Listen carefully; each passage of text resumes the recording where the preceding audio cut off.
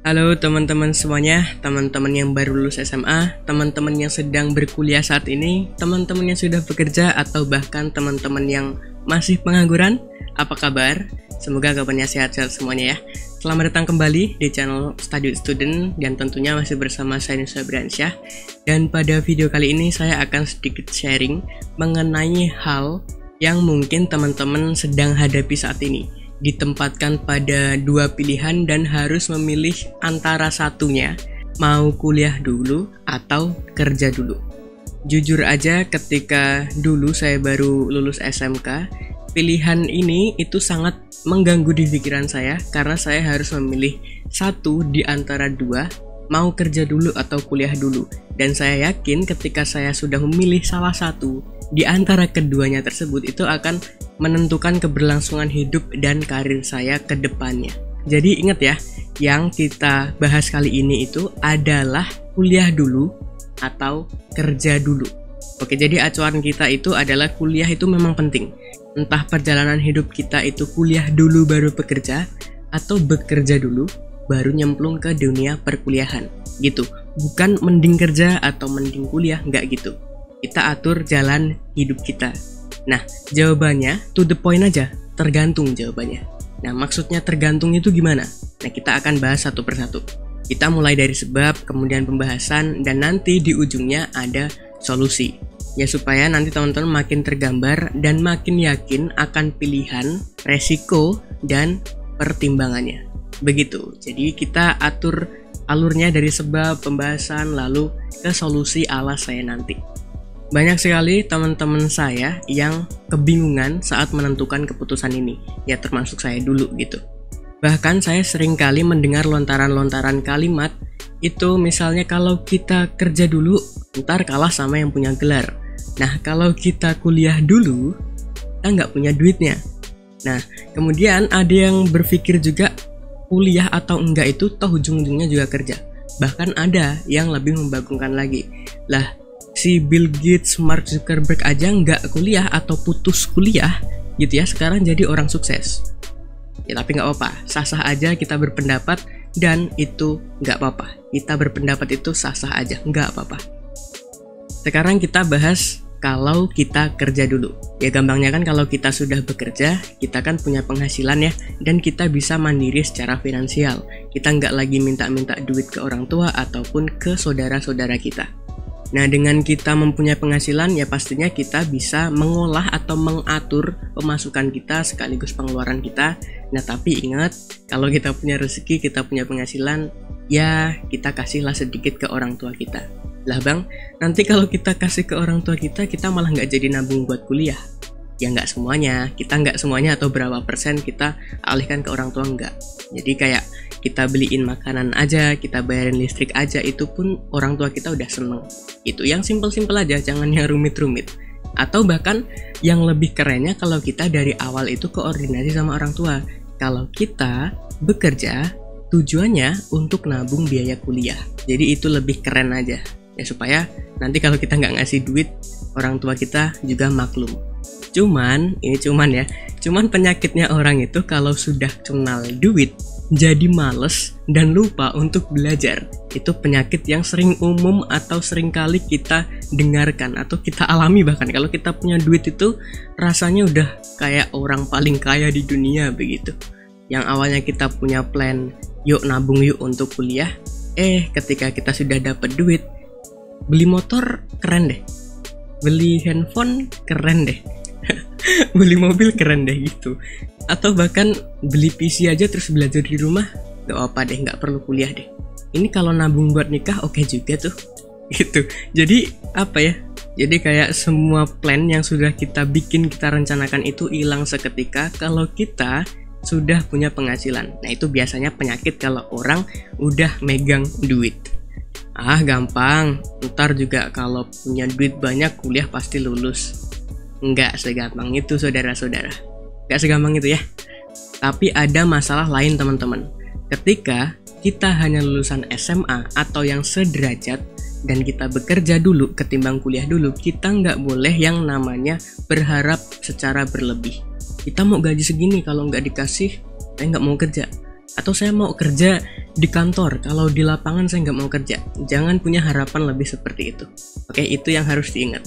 Ada salah satu cerita menarik dari teman saya.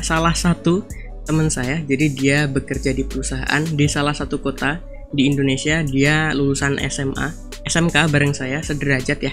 Gajinya itu di atas 4 juta, bahkan bisa 5 jutaan kalau dia dapat kerjaan tambahan atau lembur dan lain sebagainya. Dan di perusahaan tempat dia bekerja tersebut, itu banyak sekali kawan-kawan dia yang lulus sarjana atau S1 gampangnya. Nah, suatu ketika ada program kenaikan jabatan dan kenaikan gaji.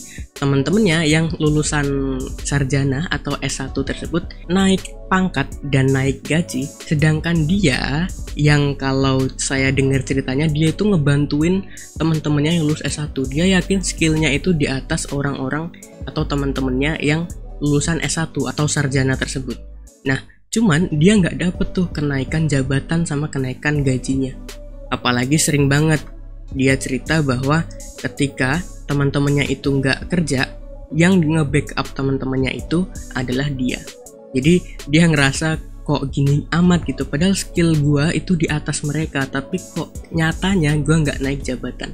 Itu salah satu cerita dari teman saya. Ya sebenarnya masih banyak teman-teman saya yang menceritakan hal-hal demikian gitu ya, nggak cuma satu. Dan yang perlu kita ingat juga adalah nggak semua perusahaan itu seperti itu. Ada juga yang perusahaan itu mandangnya skill aja, nggak peduli lulusan atau lulusan SMA doang udah cukup, yang penting skillnya bisa gitu. Tapi yang nggak semuanya mandang skill ya. Ada perusahaan yang memang mandang gelar sebagai kriterianya, ada juga yang memandang skill. Namun yang perlu kita garis bawahi di sini, ketika kita hanya lulusan SMA sederajat, kita nggak boleh berlebihan atau terlalu berharap berlebihan, terutama soal gaji dan jabatan. Itu adalah hal yang perlu kita garis bawahi. Nah, tapi teman-teman, kalau teman-teman kerja dulu, berbanggalah. Karena apa? Karena teman-teman punya pengalaman kerja yang itu tidak dimiliki oleh orang yang kuliah dulu. Jadi teman kalian atau temennya teman-teman, dia kuliah terus teman-teman kerja. Nah, yang kuliah ini nggak dapet pengalaman kerja, teman-teman dapat.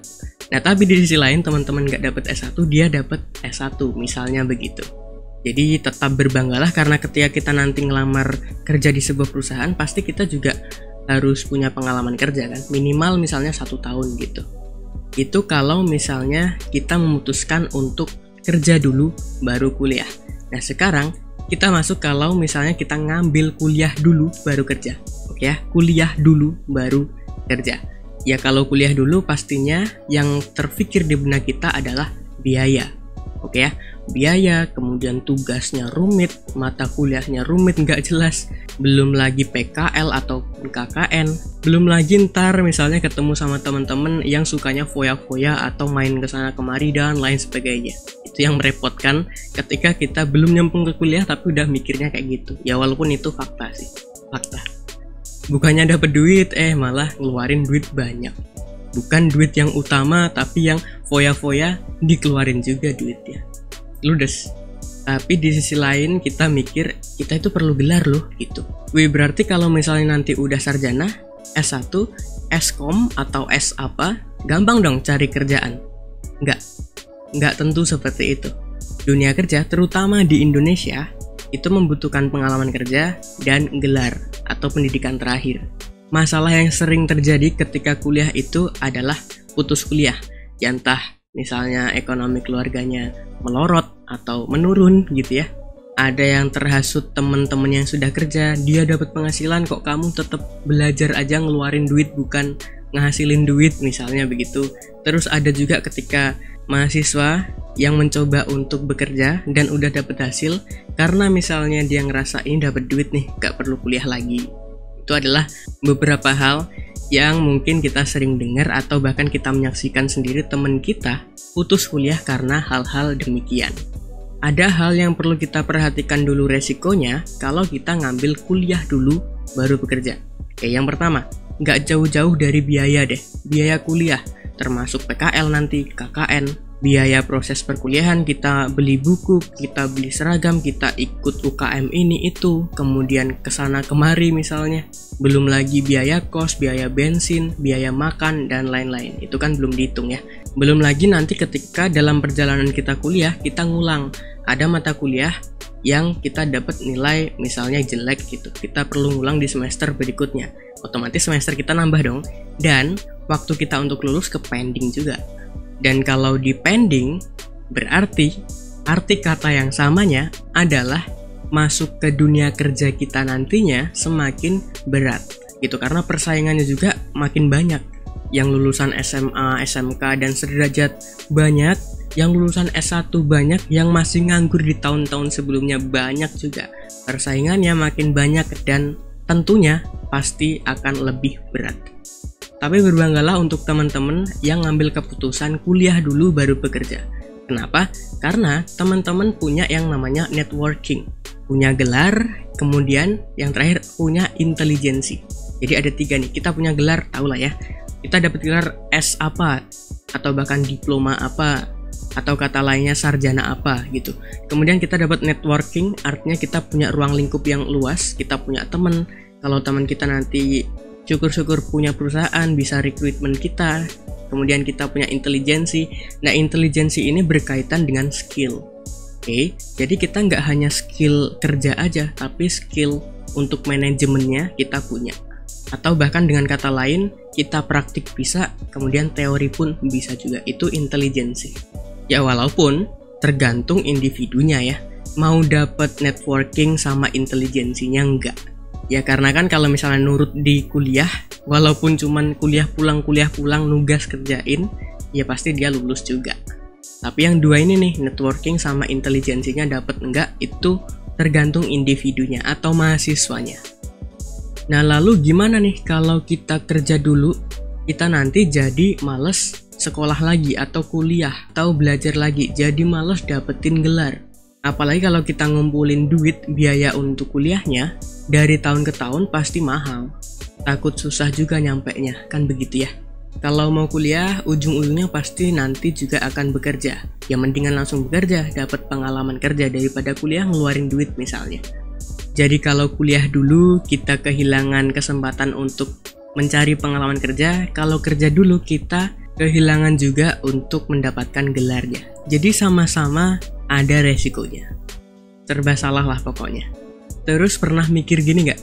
Andaikan orang tua saya kaya gitu, pasti gampang jalannya gampang, tinggal lu kesana. Nah ada gak sih cara yang cepet, mudah, tanpa resiko, dan langsung instan gitu? Ya ada teman-teman, gampang. Caranya adalah hoki atau keberuntungan. Hoki aja itu nggak tentu cepet dan mudah. Ya kalau hoki kita 1 tahun ke depan. Kalau hoki kita 5 tahun atau 10 tahun ke depan atau bahkan nggak ada gimana? Atau ini belak-belakan aja, gampangnya misalnya andai punya orang dalam. Tapi kan nggak gampang juga. Ya kalau amanah. Ya kalau kita udah store duit misalnya, terus nggak amanah gimana? Kan banyak juga kasus seperti itu. Udah store berapa duit, udah banyak banget, nggak jadi apa-apa. Itu sering juga terjadi. Jangankan memilih keputusan kuliah dulu atau kerja dulu, kita memilih keputusan untuk ngeteh atau ngopi aja pasti ada resikonya. Teh ada resikonya, kopi pun ada resikonya. Dan si kopi sama teh itu nggak langsung datang, perlu kita beli dan buat juga. Jadi nggak ada yang instan di dunia ini, itu nggak ada. Perlu perjuangan, perlu ada yang dikorbankan salah satu. Terus solusinya gimana? Nah, ini saya yang memberikan solusi ala saya sendiri. Dan saya akan memberikan solusi terhadap 2 kategori. Kategori pertama kalau orang tua kita mampu menguliahkan atau bahkan dicukup-cukupkan. Dan nanti kategori kedua kalau kita harus kerja dulu atau kita kuliah dengan biaya kita sendiri. Oke, kita masuk di kategori yang pertama. Kalau orang tua kita mampu mengkuliahkan kita, atau bahkan misalnya kuliah kita itu dicukup-cukupkan. Kalau menurut saya kuliah aja dulu. Ambil jurusan yang sesuai sama bakatmu, sesuai sama passionmu, dan kamu yakini jurusan itu akan menunjang karirmu ke depannya. Kuliah yang benar, niatin, konsistenin, tapi sembari kuliah, upgrade juga skillmu. Bisa lewat berbagai macam platform atau webinar atau seminar dan lain sebagainya. Jangan manja-manja lah mentang-mentang kuliah sudah dibiayain dengan orang tua, lalu ketika kita nggak kuliah terus tiduran di kosan, ya janganlah. Jangan manja seperti itu. Aduh capek, aduh pusing, aduh susah dan lain sebagainya. Hey, jangankan kuliah, tidur aja bisa bikin kita capek. Nah sekarang pertanyaan gini, kita mau capek karena tidur atau kita mau capek karena kita melakukan kegiatan yang bermanfaat, contohnya kuliah misalnya atau bekerja? Silahkan dijawab di dalam hati ya. Ya semakin kita bertambah usia, pasti capeknya juga semakin nambah. Misalnya nih, yang harusnya kita bisa bekerja saat ini, terus kita pending 2 tahun ke depan, usia kita nambah, kemudian energi kita juga berkurang, ya pasti lebih capek di 2 tahun ke depan kita daripada kita mulai saat ini. Capeknya makin capek, pusingnya makin pusing, susahnya makin susah, dan lain sebagainya. Jangan sampai lah ya. Makanya mumpung kita masih sehat, masih muda, dan masih punya kekuatan yang lebih, puasin tuh gagalmu, puasin tuh capekmu, puasin tuh pusingmu, dan puasin survive-mu. Nah nanti, kalau dirasa kita sudah agak punya skill atau bahkan sudah punya skill, bisa punya skill atau kemampuan, coba deh cari lowongan pekerjaan atau networking buat kamu bekerja. Bahkan sekarang kan banyak banget ya profesi yang bisa dijalankan lewat online atau bahkan sebutannya itu adalah remote gitu. Bisa jadi YouTuber, selebgram, influencer, freelancer, dan lain sebagainya. Banyak banget.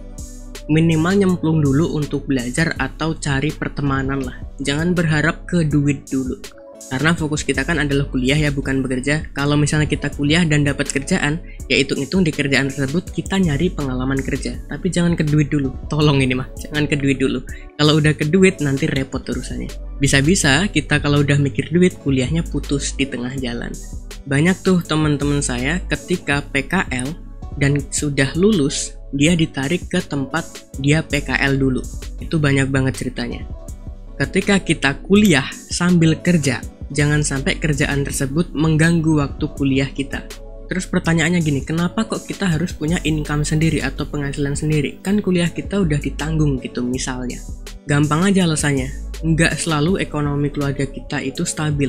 Nggak selalu kondisi menguntungkan keluarga kita. Ya hitung-hitung kalau misalnya kita dapat income, kita bisa ngebantu keluarga kita. Ya minimal kita bisa cari duit jajan sendiri, duit pulsa sendiri, atau bahkan kalau misalnya semuanya bisa kita backup semuanya, biaya kuliah iya, kosan iya, semuanya iya, itu malah lebih bagus. Dan kalau kita nanti lulus menjadi sarjana, kita sudah dapat penghasilan tuh. Kita juga udah punya personal branding, kita juga udah punya networking yang luas, dan siap memperkenalkan diri ke ruang lingkup yang lebih luas. Itu ya, itu kalau misalnya kategori yang pertama tadi, orang tua kita mampu mengkuliahkan atau bahkan dicukup-cukupan. Nah kemudian untuk yang kategori kedua, yang kuliahnya harus pakai duit sendiri. Pesan saya begini, tekadkan niatmu tersebut untuk nabung kuliah, jangan kemana-mana. Bilang pelan-pelan dan koordinasikan niatmu dan targetmu tersebut ke orang tuamu. Nabung pelan-pelan, jangan boros, jangan gengsi karena keinginan, karena kebutuhanmu adalah kuliah dan menjadi sarjana. Kemudian cari aman aja ketika kita kerja, karena kita harus tahu posisi juga. Kita hanya karyawan, kita harus nurut, oke dapat income berapa, tabung, udah beres begitu. Jangan minta yang aneh-aneh lah ya, karena kan kita nggak mau kalau misalnya amit-amitnya dipecat lalu kita nggak dapat penghasilan lagi, kita nggak kuliah dong berarti. Nabungnya pun kalau menurut saya nggak harus, misalnya nih, kuliah kan ada 4 tahun berarti 8 semester, teman-teman nggak harus nabung 8 semester full. Cukup menurut saya itu cukup dengan kita nabung 1-2 semester awal, 2 semester lah amannya, 2 semester awal. Dan kalau misalnya ada peluang, ada kesempatan untuk mendaftarkan kuliah, silahkan didaftarkan aja diri teman-teman. Dengan bekal untuk uang makan dan uang semester atau 2 semester awal ini. Karena untuk berikutnya kan sambil kerja ya, jadi bisa ditabung satu pelan-pelan gitu. Intinya kalau ada kesempatan dan udah terkumpul duit makan dan duit semester 1-2, silahkan mendaftarkan diri dulu kalau ada kesempatan. Karena kan semakin lama juga untuk mendaftarkan, biaya kuliah makin naik juga, dan kita startnya ke pending juga, jadi nggak bagus. Dan pastikan juga kampusnya kita itu dekat dengan tempat kita bekerja. Nah kemudian ada pertanyaan, Kenapa kok harus deket? Ya karena biar nggak tabrakan ya. Kita bisa ke sana kemari, nggak lumayan jauh jaraknya. Nah kemudian ada pertanyaan, kalau misalnya kita atau kerjaan kita itu jauh dari kampus gimana?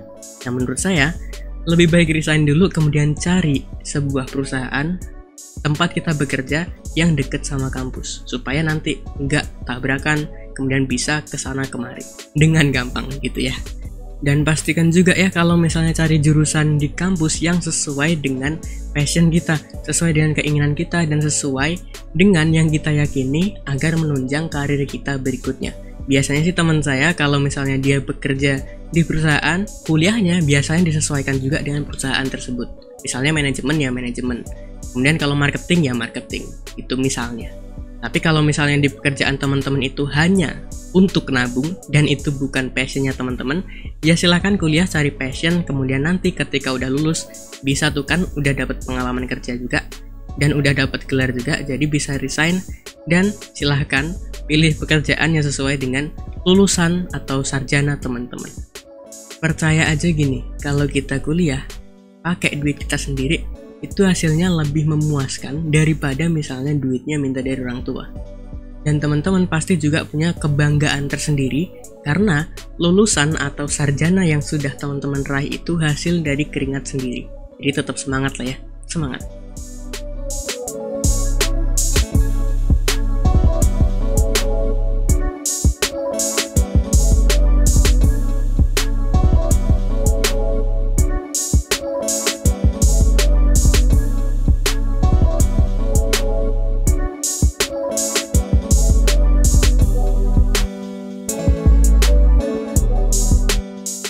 Nah sekarang menjawab pertanyaan yang seperti ini.